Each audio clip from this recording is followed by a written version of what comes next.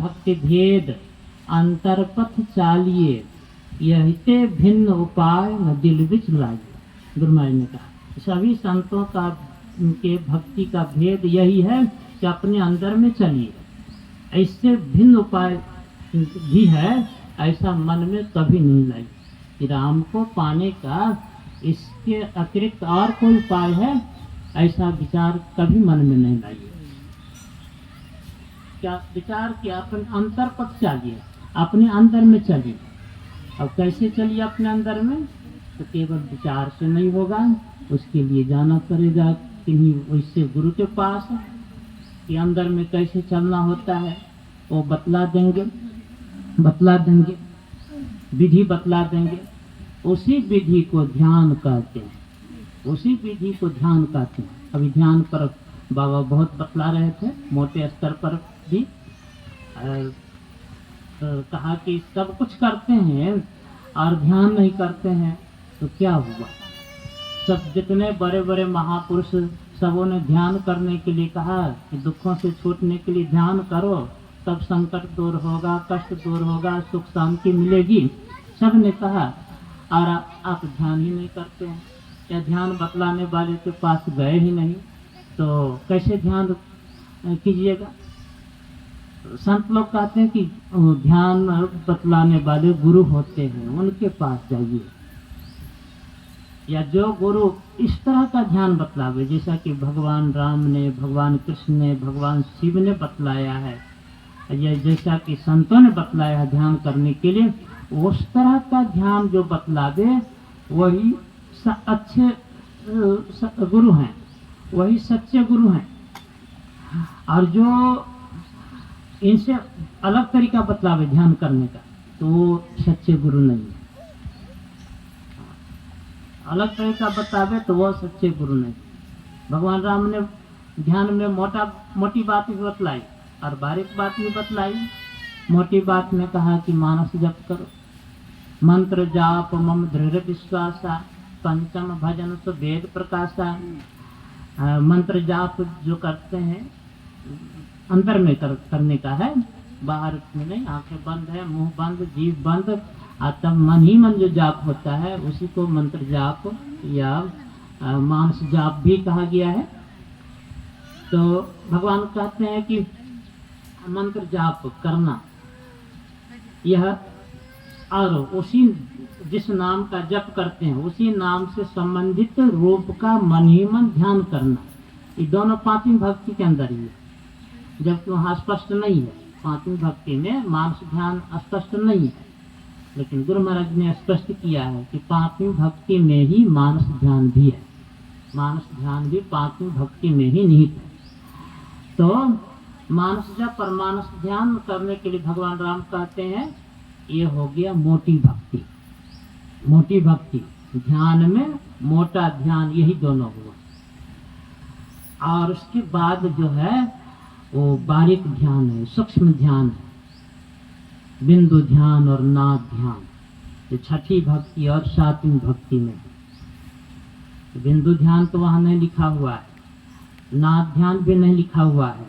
दूसरे शब्द में भगवान ने कहा है कि दमशील बनो, दम का साधन करो। और सातवीं भक्ति में नाद ध्यान के लिए कहा सम का साधन करो। तो यही दम का साधन ही बिंदु ध्यान है और सम का साधन ही नाद ध्यान है। ये सब क्लियर स्पष्ट होता है सत्संग में। ऐसे शास्त्र में सब बात लिखी हुई है, लेकिन जब तक सत्संग में नहीं जाएंगे तब तक शास्त्र को नहीं समझ सकते। आप पूरे रामायण को पढ़ जाइए, रामायण के वक्ता कोई बन जाए और सत्संग संतमत के सत्संग नहीं आवे तो रामायण के मर्म को नहीं समझ सकता है। तो अब दम का साधन क्या है? भगवान ने तो दम का साधन कर दिया, दृष्टि योग नहीं कहा, बिंदु ध्यान नहीं कहा, दम का साधन का छठ दम शील विरति बहु कर्म। ये छठी भक्ति है कि दमशील बनो और बहुत से कर्मों के करने से अपने को विरत रखो, अलग रखो। तो इसका स्पष्टीकरण गुरु महाराज ने कर दिया। गुरु महाराज तो ऐसे महापुरुष हुए कि शास्त्रों के उलझी हुई बातों को सुलझा दिया। उनका एक प्रवचन पढ़ लीजिए, कोई वाणी पढ़ लीजिए, बिल्कुल स्पष्ट अक्रमबद्ध वर्णन। जबकि सब संतों की वाणी में, सब भगवंतों के वचन में एक ही बात है, लेकिन वहाँ समझ नहीं पाएंगे। गुरु महाराज के वचन को पढ़िए, समझ जाएंगे। तो गुरु महाराज जी ने समझाया कि दम का साधन क्या है। तो दम कहते हैं इंद्रिय निग्रह को। इंद्रिय निग्रह को इंद्रिय निग्रह मतलब इंद्रियों को विषयों की ओर जाने से रोकना। यही इसी को दम की साधन या इंद्रिय निग्रह कहते हैं। थोड़ा देर सुनिए गौर से, इस कह करके समाप्त कर देंगे। तो इंद्रियां विषय की ओर जाती है। हमारे शरीर में, सबके शरीर में 5 ज्ञान की इंद्रियां हैं, आँख, कान, नाक, जिह्वा, त्वचा। और पांचों के 5 विषय। आँख के विषय रूप है, कान के विषय शब्द है, नाक के विषय गंध है, जिह्वा के विषय रस है, त्वचा के विषय स्पर्श है। तो ये इंद्रियां विषय की ओर जाती। क्यों जाती हैं? इसमें चेतन की धार है, इसीलिए इंद्रियां विषय की ओर बरबस जाती हैं। क्यों जाती है? चेतना है उसमें, इसीलिए। चेतना हट जाए तो इंद्रियां विषय की ओर नहीं जाएंगी। जैसे कोई मर जाता है तो आँख, कान, नाक, जिह्वा सब अंग प्रत्यंग रहते हैं ना, लेकिन वो विषय की तरफ जाता है। यानी वह कान रहते हुए भी सुनता है, आँख रहते हुए भी देखता है नहीं, हाथ में हिलता, पैर नहीं हिलता, बिल्कुल निष्प्राण। मतलब उससे चेतना निकल गई है। तो शरीर से चेतना निकल गई तो शरीर में सब अंग प्रत्यंग रहते हुए भी शरीर बेकार पड़ा हुआ है। हाँ बाबा सुनिए, आप सुनिए, बच्चा को गोद में रखिए।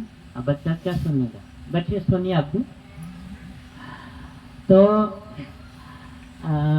इंद्रियों में चेतन की धार है। अभी हम लोग सजीव हैं, प्राण युक्त हैं, तो हमारी सब इंद्रियां काम कर रही हैं। और मर जाएंगे तो सब इंद्रियां बेकार हो जाएंगे, शरीर से निकल जाएंगे तो सब बेकार। तो ये तो मरने पर स्वाभाविक ऐसा होता ही है।